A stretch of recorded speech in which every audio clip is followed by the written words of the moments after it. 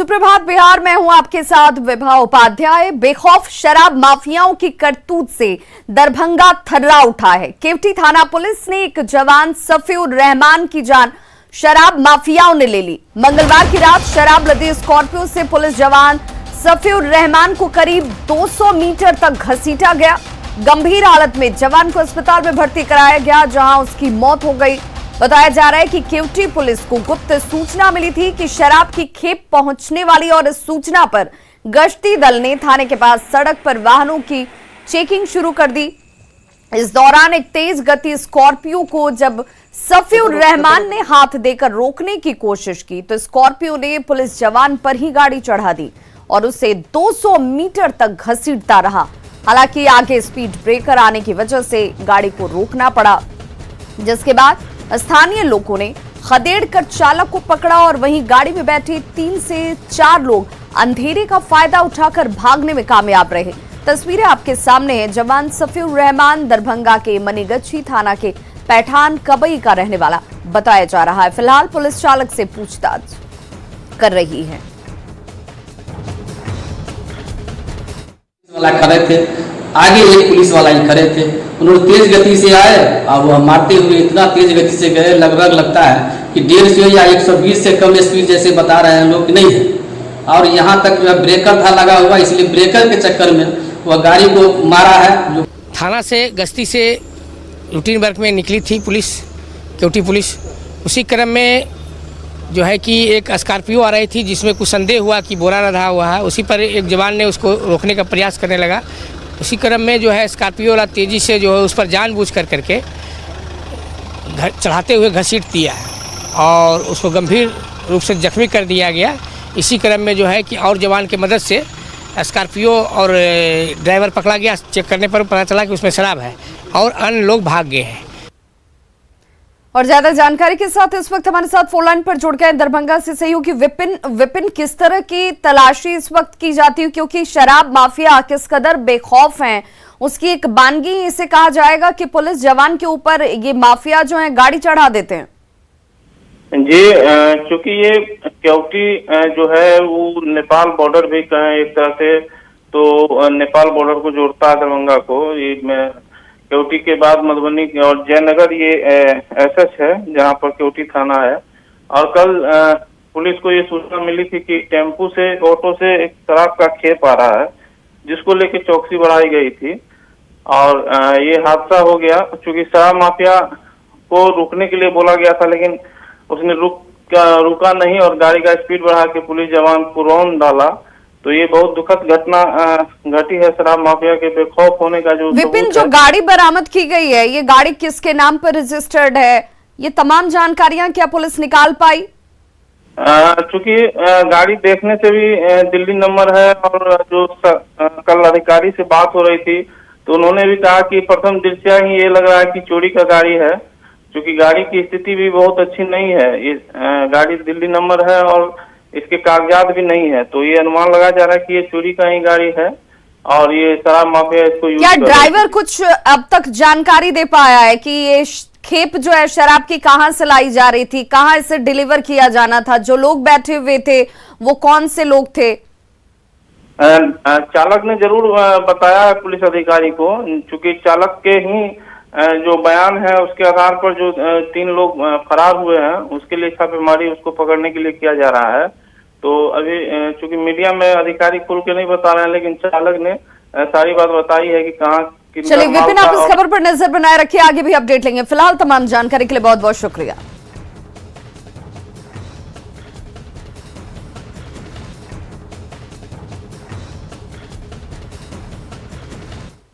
खबर बेतिया के नरकटियागंज अनुमंडल क्षेत्र के लौरिया से, जहां संदिग्ध परिस्थितियों में 9 लोगों की मौत हो गई।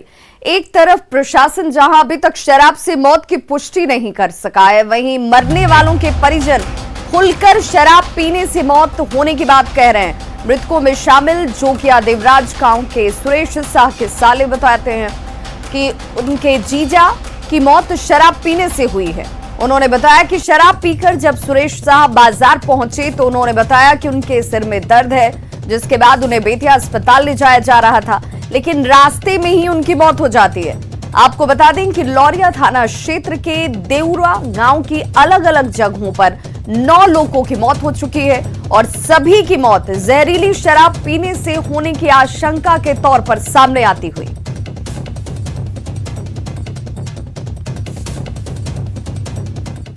और सहयोगी प्रफुल्ल हमारे साथ इस वक्त ज्यादा जानकारी के साथ फोन लाइन पर जुड़ गए हैं। प्रफुल्ल, प्रशासन भले इस बात से इनकार कर रहा हो, लेकिन जिन लोगों की मौत हुई है, क्या उनकी रिपोर्ट सामने आ पाई है? किन वजहों से इनकी मौत हुई? जी, मैं आपको बता दूं कि प्रशासन भी लगातार ये दावा कर रहा है कि इस पूरे मामले की जांच कराई जा रही है, लेकिन जांच रिपोर्ट कब तक आएगी ये कोई बताने को तैयार नहीं है।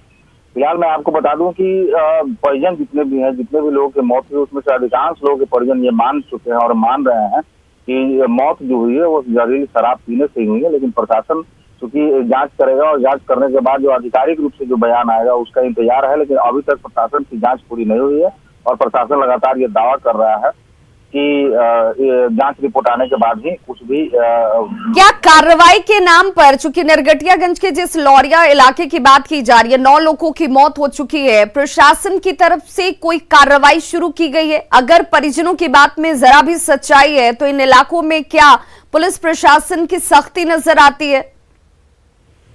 जी बिल्कुल नहीं, अभी तक कोई कार्रवाई नहीं की गई और इस ओर अभी तक कोई कदम भी ऐसा नहीं लग रहा है कि यहाँ प्रशासन की तरफ से कोई कार्रवाई की कवायद की जा रही है। और स्थिति ये है कि एक गांव में आसपास के गांव है देउरवा, उसके आसपास के 2-3 टोले हैं जहां से लोगों की मौत हुई है, 9 लोगों की मौत हुई है। गांव में कोहराम मचा हुआ है, लेकिन प्रशासन अपनी जांच को आगे बढ़ा रही है। लेकिन अभी तक किसी भी पदाधिकारी या स्थानीय थाना या स्थानीय प्रशासन की जिम्मेवारी तय नहीं की गई है कि आखिर किसकी वजह से। और क्या कुछ लोगों की जानकारी बीमार के तौर पर भी सामने आ रही है, जिन लोगों ने शराब का सेवन किया होगा? क्योंकि ऐसा तो संभव नहीं है कि सिर्फ ये 9 लोग और इनमें जिन लोगों की मौत हुई है सिर्फ इतने लोग ही इन इलाकों में शराब का सेवन कर रहे थे जो जहरीली निकली है। जी बिल्कुल, इसमें बात ये भी आ रही है कि प्रशासन की तरफ से ये कहा जा रहा है कि लोगों की तबीयत खराब हो गई और लोग बीमार हो गए, लेकिन सबसे अहम सवाल ये है कि एक गांव के लोग थे और आसपास के टोले मोहल्ले के लोग थे, तो एक ही साथ सभी लोगों की तबीयत खराब होना और 2 दिन के अंदर में 9 लोगों की मौत हो जाना, ये बड़ा सवाल है। और प्रशासन की बिल्कुल इस बड़ी खबर पर प्रफुल्ल नजर बनाए रखिए, आगे भी अपडेट लेंगे। तो देखिए किस तरीके से यहाँ पर जहरीली शराब पीने की वजह से 9 लोगों की मौत होती है, जो परिजनों का आरोप है। अब ये देखना होगा कि पुलिस की जांच कब तक और कहां तक पहुंचती है। जब शराब बंद हुई थी, शराब बंद क्यों हुई? लोग नहीं पिए। जब शराब बंद नहीं हो रहा है तो लोग पिएंगे नहीं, मिल रहा है तो हम पीवे करेंगे। अच्छा, इसलिए वो लोग पी लिया। अच्छा, कितना लोग पिया है वहाँ पे? तो अभी 5 लोग मर गए हैं, 6था इधर है। यहाँ भी आज डेथ हुई है एक आदमी? हाँ, एक आदमी का बसवरिया गाँव का एक आदमी का डेथ हुआ है। और देखिए वैशाली से भी इसी तरह की खबर सामने आती हुई, जहां पर पुलिस ने 30 लाख की शराब को जब्त किया है। महुआ अनुमंडल के हरपुर टांडा गांव में पुलिस ने गुप्त सूचना के आधार पर कार्रवाई करते हुए ट्रक से 401 कार्टन शराब बरामद की, साथ ही ट्रक को जब्त किया गया। पुलिस के मुताबिक झारखंड के दुमका से शराब को लाया गया था, जिसे महुआ इलाके के इन इलाकों में डिलीवर किया जाना था। वहीं पुलिस ने औरंगाबाद में शराब माफियाओं के खिलाफ कार्रवाई की है। पुलिस ने ट्रक से 150 कार्टन शराब को जब्त किया है। 2 तस्वीरें आपके सामने हैं, जिन दौरान 3 धंधेबाजों को गिरफ्तार भी किया गया। शराब की खेप रांची से मक्के के बोरे के बीच छिपा कर लाई जा रही थी।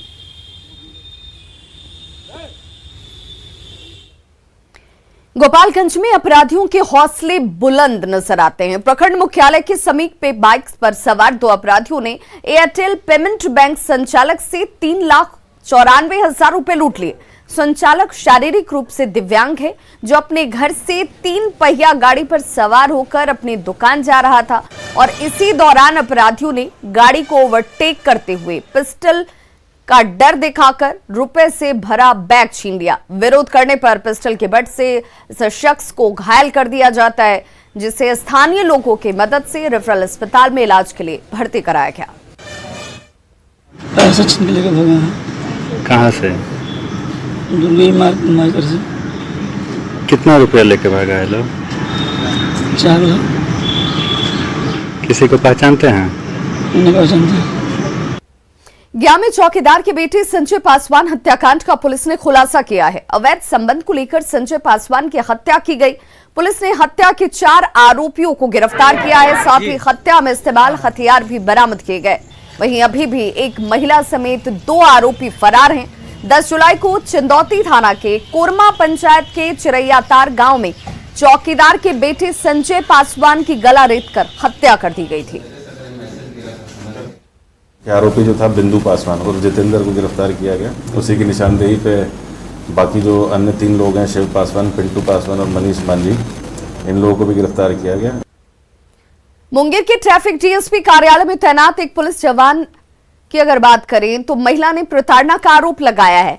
मार्च 2021 में महिला डीएसपी कार्यालय में ससुराल वालों के खिलाफ आवेदन देने पहुंची थी, जिसके बाद से जवान राजेश्वर कुमार गुप्ता शादीशुदा महिला को अश्लील मैसेज भेजने लगा, जिससे तंग आकर महिला एसपी से शिकायत करने पहुंची। फिलहाल एसपी ने मामले की जांच के बाद कार्रवाई का भरोसा दिया है। करके मेरे साथ गलत करने की कोशिश कर रहा था। अच्छा। और कुछ गलत लोग साथ संबंध दिए और मेरी माँ जो कि भाई के कहने पे वो जैसे बोलता है वैसे मान सकती है। एक महिला एक पुरुष पाही के विरुद्ध कुछ शिकायत की थी। उस शिकायत के विरुद्ध हम लोग जांच कर रहे हैं। जांच करने के बाद उसमें कार्रवाई किया जा रहा है। पटना सिटी में ब्रांडेड कंपनी के नाम से मिलता जुलता नाम रखकर बोतल बंद पानी बेचने के फर्जीवाड़े का खुलासा किया गया है। पुलिस ने सुल्तानगंज थाना क्षेत्र के दरगाह रोड में छापेमारी की और कंपनी को सील कर दिया। यहां से 150 कार्टन पानी की बोतलों को बरामद किया गया है। कंपनी का मालिक शांत रंजन बताया जा रहा है और पटना के खाद्य सुरक्षा अधिकारी ने यह बताया कि संचालक ने कंपनी का ट्रेडमार्क भी नहीं लिया है। यहाँ पे देख रहे थे कि बिस्लरी नाम से जो बहुत अच्छा रिनाउंड नेम का ये ब्रांड है, उसी का नकल किया जा रहा है। बिस्लरी के जगह पर केवल ई जो है चेंज कर दिया गया है BI के बाद, और इनका जो TM भी नहीं है, ट्रेडमार्क भी नहीं लिए हुए हैं, और जो FSSI का नंबर लिए हुए हैं उसमें ये बनाने का एप्लीकेशन गलत रूप से ब्रांड नेम भी लिखे हुए हैं। कटिहार के कदवा थाना के जाजा गांव में आग से भारी तबाही हुई। एक घर में उठी चिंगारी ने अपनी चपेट में 5 घरों को ले लिया। आग बुझाने के दौरान एक शख्स भी झुलस गया है, जिसे अस्पताल में भर्ती कराया गया। काफी मशक्कत के बाद दमकल की गाड़ियों ने आग पर काबू पाया। तस्वीरें आपके सामने, जहां पर एक छोटी सी चिंगारी जो है वो आसपास के तमाम झोपड़ियों को अपनी चपेट में ले लेती है।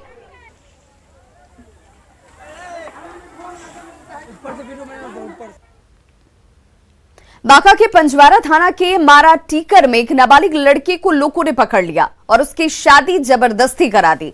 बताया जा रहा है कि नाबालिग लड़का अपनी प्रेमिका से मिलने के लिए पहुंचा हुआ था, तभी ग्रामीणों ने उसे पकड़ा और शादी करा दी। हैरानी की बात यह कि ग्रामीणों ने पुलिस को भी इसकी सूचना नहीं दी।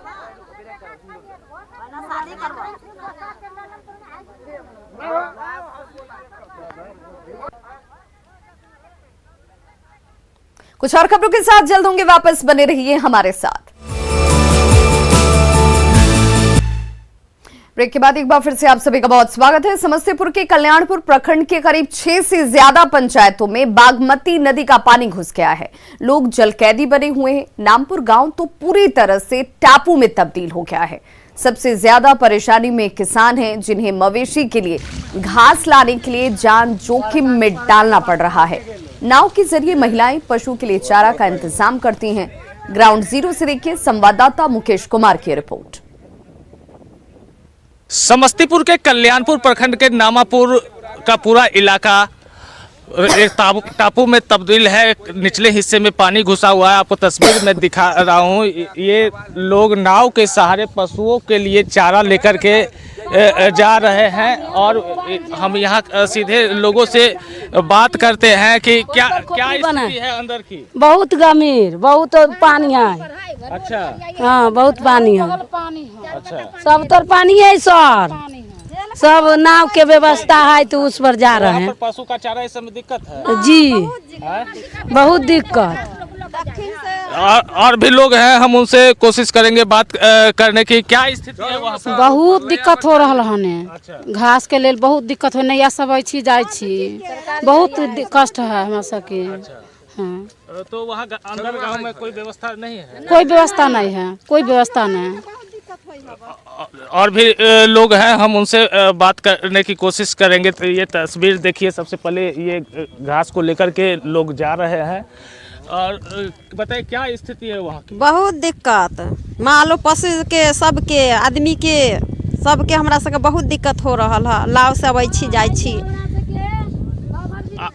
आपको ये तस्वीर दिखा दूं, ये बागमती की जलधारा है, आने जाने के साधन यहाँ पर लोगों का एकमात्र नाव है। और ये जो जगह है, पिछले बार यहाँ पर एक हादसा हुआ था, नाव हादसा, जिसमें 2 लोगों की मौत हो गई थी।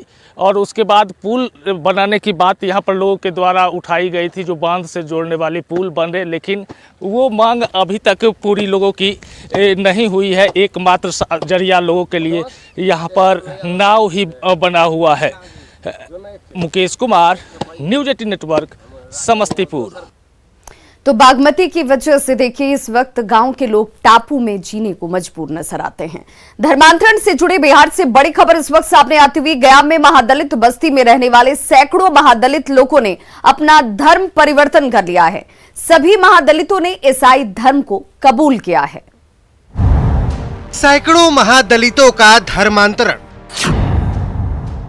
सैकड़ों महादलितों ने कबूला ईसाई धर्म।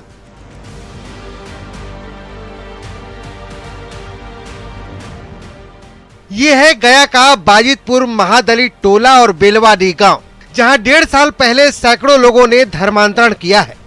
इस बस्ती में 1 साल पहले तक सब कुछ ठीक था, लेकिन अचानक यहां ईसाइयों की ओर से प्रार्थना सभा आयोजित किया जाने लगा। फिर धीरे धीरे 15 से 20 परिवारों ने धर्म परिवर्तन कर लिया।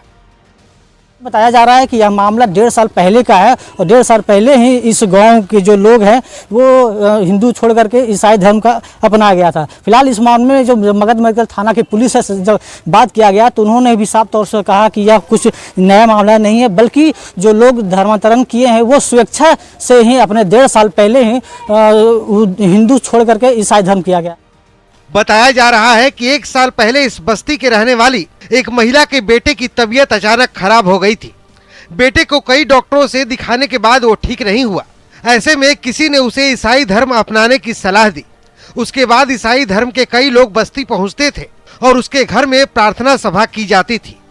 लोगों की माने तो बच्चे की तबीयत भी ठीक हो गई थी, लिहाजा अंधविश्वास की अंधी दौड़ में कई और परिवार भी शामिल होते गए। बहुत जगह दिखाए हैं, उतना भागा 10,000 20,000 जहाँ भी जाते हैं, जहाँ ले लेते, अब सबको निकाय कि यीशु मसीह हिल जाइए हो जाएगा। तो अभी तो नए हिलवे कर रहे हैं, अभी सालों भर नहीं हुआ। वो पोस्टर नहीं मांगा कि इतना हमको लाइए। तो बोलते हो ना कि सभी लोग आइए और लोग को जोड़िए इसमें। नहीं, वो केकरो ना कहा थी, कानू नहीं कि हमारे ने आवा, सब अपने से गेल थी, सब अपने अपने, कोई ना कहनो कहते कि हाँ ओकरो लाइया। अब सवाल है कि क्या वाकई ये मामला अंधविश्वास का है या फिर कुछ और। न्यूज़ 18 के लिए गया से एलेन लिली की रिपोर्ट। नेटवर्क 18 की पहल और आईटीसी द्वारा प्रस्तुत स्वाभिमान भारत आपके लिए देश भर से आत्मसम्मान और गौरव की कहानियां ला रहा है। स्वाभिमान भारत का सबसे बड़ा उदाहरण हमारे एथलीट हैं, जिन्होंने विभिन्न मौकों और ग्लोबल मंच पर देश को गौरवान्वित किया है। हमारे एथलीट टोक्यो ओलंपिक में देश का परचम लहराने की राह पर निकल पड़े हैं। नेटवर्क 18 भी देश भर की आवाम के साथ उनकी हौसला अफजाई में लग गया है। उनके इस कदम में उन्हें प्रोत्साहित करने के लिए प्रधानमंत्री नरेंद्र मोदी ने ओलंपिक में भाग लेने वाले इन एथलीटों और उनके परिजनों से मंगलवार को बातचीत की।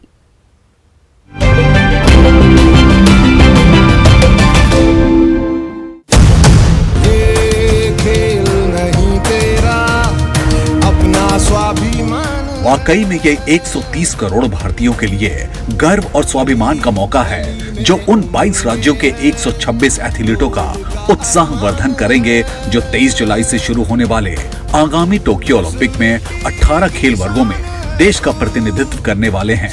पिछली मन की प्रधानमंत्री नरेंद्र मोदी ने मंगलवार को कुछ सबसे बड़े पदक उम्मीदवारों और उनके परिवारों के साथ बातचीत की और उन्हें ओलंपिक के लिए शुभकामनाएं दी। आप में एक कॉमन फैक्टर दिख रहा है, डिसिप्लिन, डेडिकेशन और डिटर्मिनेशन।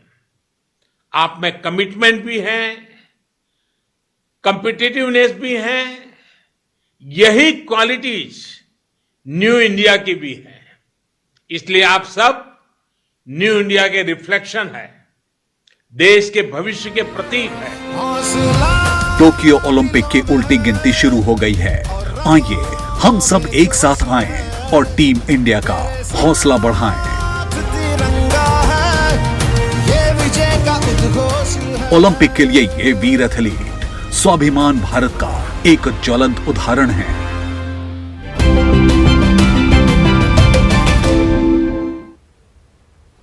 तो खबरों का सिलसिला लगातार जारी, आप देखते रहिए न्यूज़ 18 बिहार झारखंड।